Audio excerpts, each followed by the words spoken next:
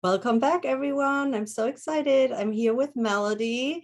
And yeah, I was waiting to finally have her on because I feel like we have a very similar mission with empowering women. That's really where our heart is.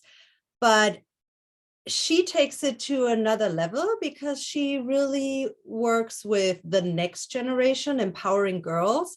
So Melody, thank you so much for being here, and let's dive in. I'm really excited to hear your story and what motivates you to really be so passionate about the next generation, the little girls, and empowering them. Thank you so much, Anya. Such a pleasure to be on your beautiful podcast. I'm honored. And I'm excited to share my journey and my mission at GIRLIFE. Where did it all begin? I mean, there are so many stories I could tell. The first thing I will say is that I struggled with anxiety as a young girl, but I didn't know it was anxiety. When I was growing up, we didn't have a word for it, or even if we had the word, we didn't use it. Mental health awareness wasn't what it is today. And I just suffered from chronic stomach aches, and I accepted it as my norm because every doctor my mom took me to would say, Melody's fine. We did all the procedures. We did everything to check and see if there was a serious problem going on, and always a clean bill of health.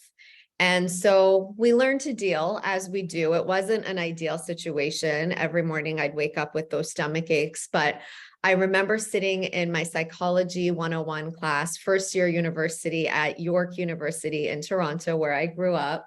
And I remember the professor distinctly talking about the mind-body connection and how powerful it is, and how we are powerful creators in our internal state and our physical state.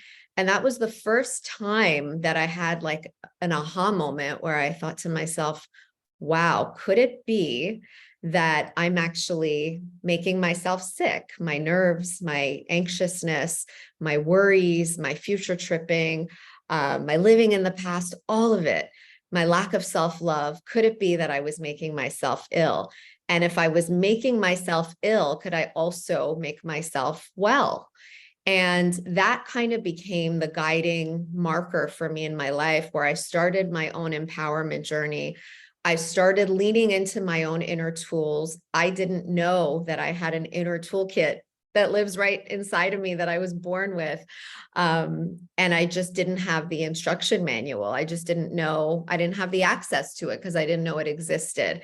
And I think there's this beautiful thing that happens as women, in that when we discover something that changes our own lives for the better, we want to scream it off of the rooftops. We're sharers of information, whether it's like an eyeliner color or a new podcast we listened to or a book we read.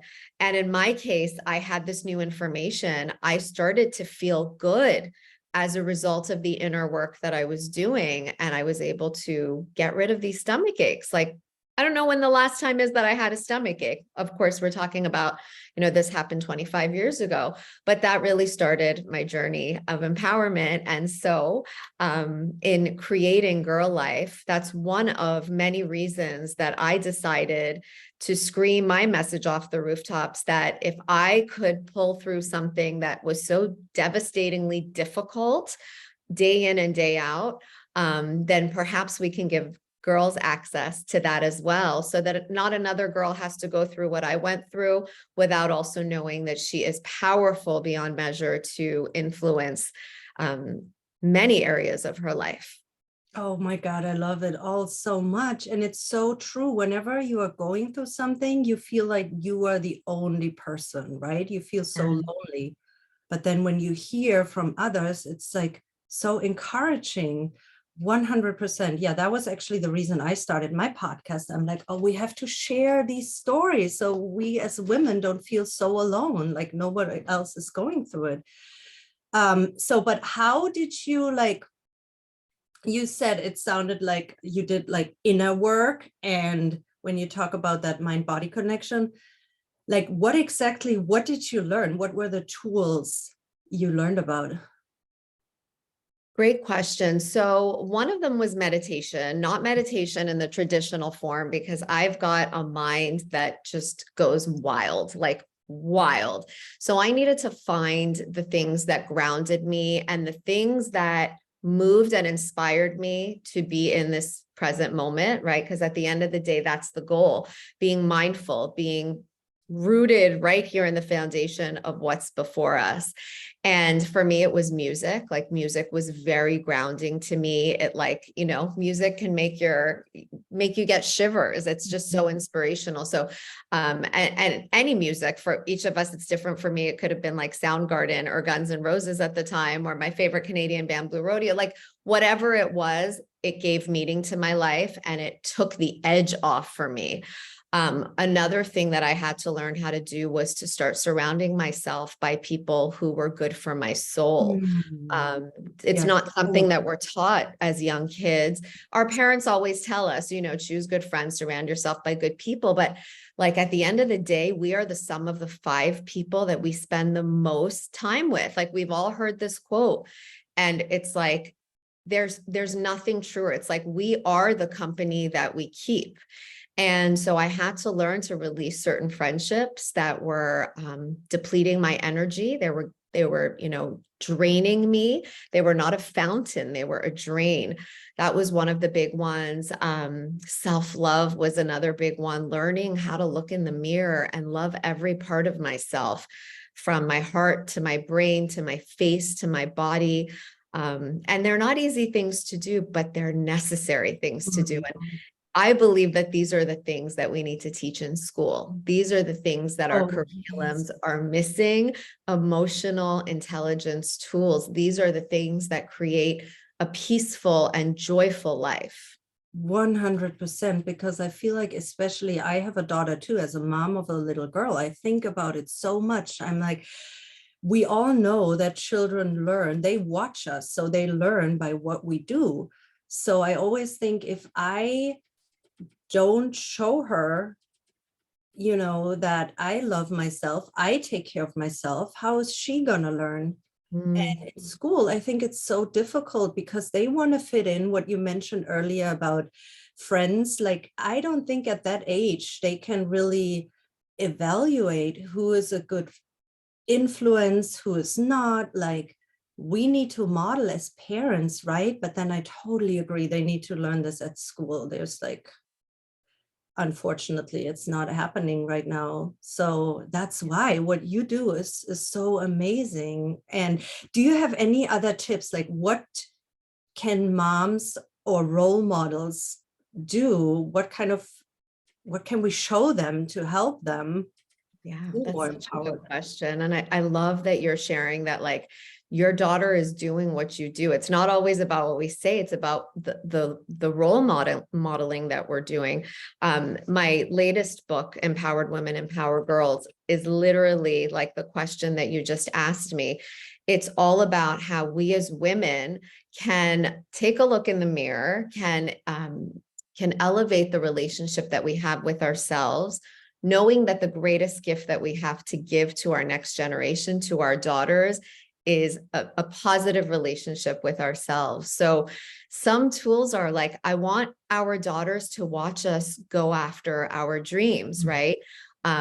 So often we are telling our girls to go follow their dreams, follow their hearts, and we're not doing it. And so there's this like misalignment of, mom is telling me to do this, but here she is, and I just know that she's not doing the things that make her happy. So first and foremost, if we want to raise fierce daughters, let's be an example for them. And it's a win-win, because we finally start stepping into our soul's purpose and they get to witness that firsthand. There are so many different ways that we can role model this. It's It's the self-love, like when we look in the mirror and our daughter catches us like examining our gray hairs or our wrinkles, like that's not what we want. It's not what we want to notice. We don't want that to be the first thing that we notice when we look in the mirror. So once again, a win-win. If we can start looking in the mirror, noticing and celebrating what's beautiful, and that our heart is beating and that we're here and we've been granted another day, like these are the cues that our daughters pick up on. And what I said before about like who we surround ourselves with, our daughters are watching us. They're watching our friendships and relationships.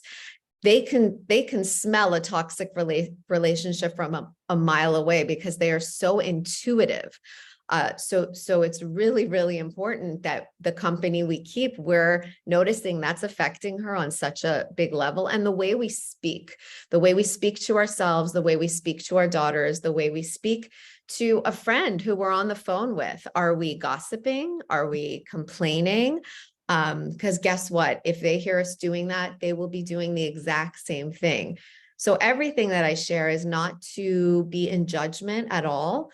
It's to gently just take a look in that mirror. I always talk about the mirror. Gently take a look in that mirror and ask yourself, is this who I want to be for myself? Is this who I want to be for my daughter?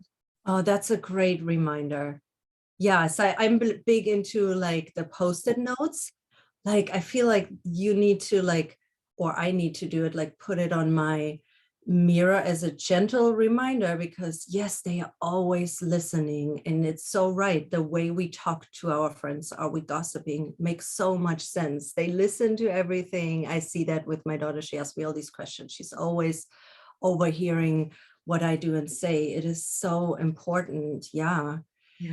And so what do you think when you mentioned school? So what can we do? Because we know it's not really taught so much at school and talked about, but do you think there is anything we can do to still impact it? Oh, so much. There's so much. Like, first of all, it's the messaging that comes from home. Second of all, like I created my whole business, Girl Life, which I'll share about, because of what wasn't taught in schools. Once again, no judgment. These curriculums are filled with so much wisdom that they want to impart on our children.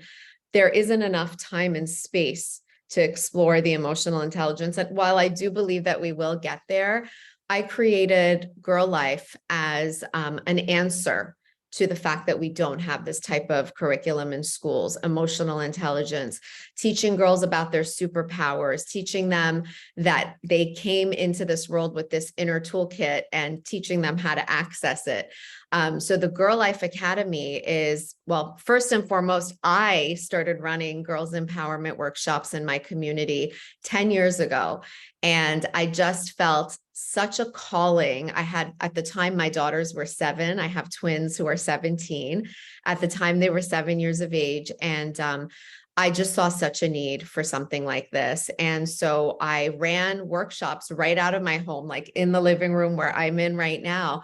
And we would bring girls in and we would talk about principles like gratitude, self-love. I am responsible for the world I see. My words create my world. Finding my unique superpowers, becoming my own BFF. I can heal myself. That one came directly from my own experience with my stomach aches. And so I started teaching these workshops, and the more I ran these workshops, the more the parents would say, we want more, Melody. Where has this been all these years? Yeah. Can you run a workshop about this? And can you do it for this age group? And I had to take a step back and realize that there was only so much that I could do on my own. And I decided to link arms with other women and bring them into this movement of girls empowerment. And I created an online school where I train women to run their own profitable and impactful girls empowerment workshops. And that's really where this whole idea and everything that I've created through Girl Life, that's where it all began. And to date, we have 200 Girl Life coaches who are out there in different communities across the globe, and they're sharing our curriculum in their unique way. So when you ask, like, what can we do as mothers? Well, there's the role modeling, there's signing our girls up for programs like this, right? There's reading the books, there's educating ourselves, empowering ourselves, knowing again that is the just ultimate that we can do for them. That's so amazing. Wow.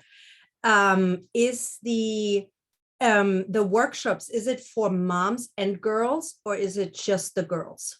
So it's just for the girls. That being said, a lot of our coaches, they personalize it, and we very much welcome that, because I don't feel like any one coach can run it the same way. We all use our own gifts and magic to light up the curriculum. Yeah. So some are doing mother-daughter retreats, some are doing summer camps, some are doing after-school programs, winter camps. Like, there are so many different ways of rolling it out. But what's cool is that these women are stepping into their life's work, but also getting paid for doing this good work. They're turning it into a business. And as like a female entrepreneur, I can't think of anything more beautiful to witness than women adding value to the planet and earning abundantly for the good work that they do. Yes. Wow. Such a great idea you came up with. I mean, it's amazing. And what are like the ideal ages for the girls to attend the workshops? How old are they on average? Great question. So we start at 5, Mhm. and then we go all the way up. All the way up. And when I say all the way up, is because a lot of our coaches are doing inner child work with women.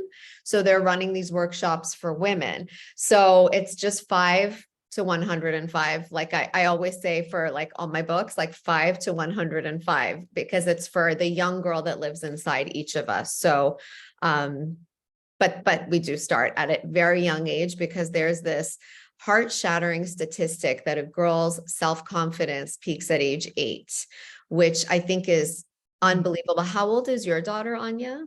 She is 9. She's 9. So she's right there on that cusp. Up until last year, the statistic was 9, that a girl's self-confidence peaks at age 9. And unfortunately, it went in the wrong direction. It went to 8. And I always say we are in the business of changing the statistic, because how could we accept such a thing, right? Like, these girls are at the beginning of their lives. We want to create a solid foundation. And that's why we start so young, because the younger you start, the more amazing it is to watch these girls. They're curious, they're sponges, their hands are up, they're asking questions.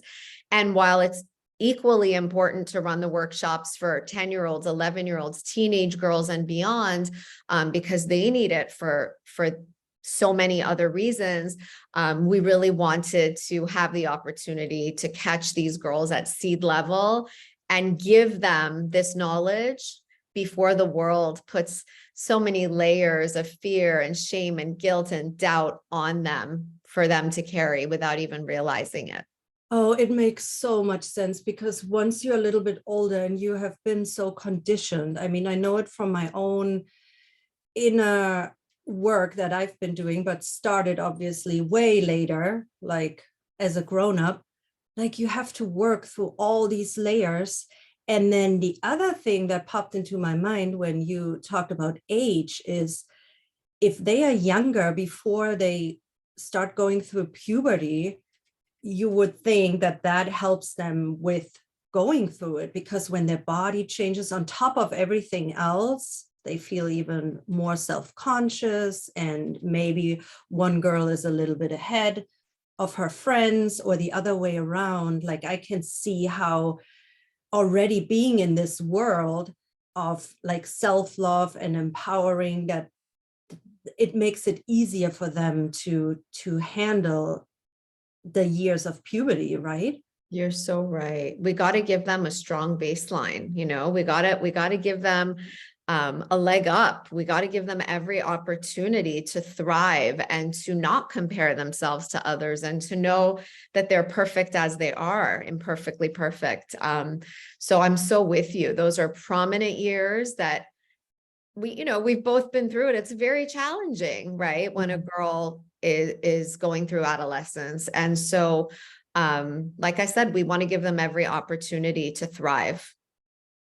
Yeah. Yeah. Oh my God, I have to look into it. I think now I need to find something for her. I feel like you said, that would be the perfect time right now to immerse her.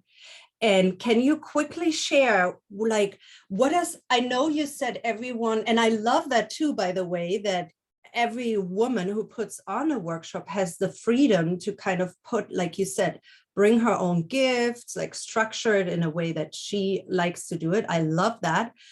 But what what does the workshop look like? What do they talk about with these little girls? And I know, again, it's different for everyone, but maybe you can just share Yeah, a little bit. absolutely. It's like my joy to share this stuff. This is what I live for. So, the first thing we do when a girl walks in, like we greet her, welcome, got music playing. We're just making it a really fun and engaging environment. We want them to learn without even realizing just how much they're learning, because it's just so fun and cool. And we sit in a circle and we have like a chat. And the opening chat is always me sharing with girls about, the word empowerment and its origin, and how the word power is an empowerment, and how no one can give us power. It's only found here. We don't need permission. We just need access. I'm giving them access. So good. Oh my Oh, God. oh yeah, absolutely. No one can hand you any of that, right? Like it's all an inside job. And the sooner we get that, the sooner we can really be the primary influence in our own lives. And instead of taking an outside in approach, we're taking an inside out approach, which I think is a lot healthier. Yes. Yeah. And in that chat, we talk about, I think one of the things that blows all of their minds is that the first thing I say to them is, did you know that you get to choose your own thoughts? And they're like, what? I'm like, where did you think your thoughts came from? They're like, religious school, God, my parents, this, that, all these beautiful answers that they give. And I'm like, no, but guess what? You get to choose your thoughts.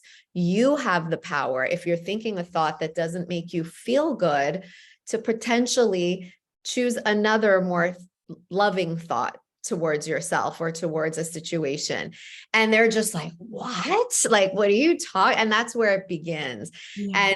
And every conversation is rooted in giving them access to that portal within. So, like I said, like gratitude is one of our workshops. So as an example, these are high level ideas that we bring down to like seeds, like we turn them into seeds that we're planting in the girls. And the way we share it is in a language that they understand, in a tone that they understand. And every age group that we work with is different, right? Because the way that I communicate with a 5-year-old will be different than a 15-year-old.